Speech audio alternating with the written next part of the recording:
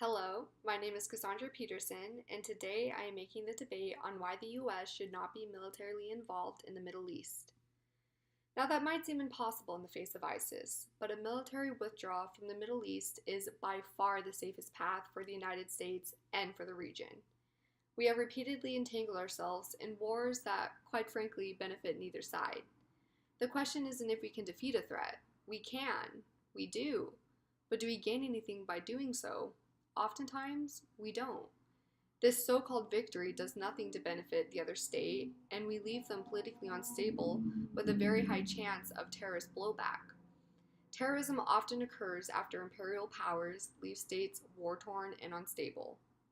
The point of my argument is that we need political solutions rather than imperial oppression. Military involvement in the Middle East has not been beneficial, and we've, I dare say, exacerbated the problem. US policy is a lot to blame and has backfired astronomically, creating more problems than solutions. Every time the US attempts to repair its last incident, it spreads the mess and increases it. The solution isn't in imperial rule, terror, or repression. It lies in diplomacy and practicing humility. There is such a thing as peace with honor, and I think the US would be wise to adopt this policy.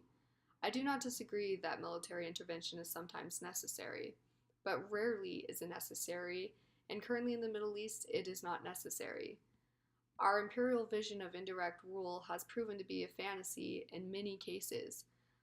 One current day example is Syria and Yemen today. The US failed to overthrow a government and instead has prolonged war. Whether we have succeeded or failed overseas, the long-term consequences are always violence and instability. And the simple fact is, there's oil in the Middle East. We've always had our own interest in the Middle East. I mean, why did we invade the wrong country? Well, I don't know. It's probably because Iraq had oil. The US has constructed the idea that we're trapped in the Middle East, but we simply aren't. If we stop fighting ISIS, they will hold no greater threat than they did the day before. ISIS has an army of about 30,000 troops, 30,000 widely disorganized troops. Regional powers such as Saudi Arabia, Iran, Turkey, Iraq, all these armies are vastly larger and better equipped. If they choose to do so, they could easily stave off ISIS. The fact that the US is in the Middle East is actually ISIS's main recruiting tool, believe it or not. Members of ISIS have streamed to Syria and Iraq to fight the US. Involvement in the Middle East is self-destructive and, quite frankly, very counterproductive. Paul Pillar, a CIA veteran and senior fellow at Georgetown Center for Security Studies, makes a really interesting stance that I would like to cite. He essentially concludes that the US military's a great hammer, but some of the thorniest problems we've got in the Middle East simply aren't nails. This simply goes without saying that we can't inject democracy through the barrel of a gun. That simply just does not work. My overall point is that we cannot fix the Middle East.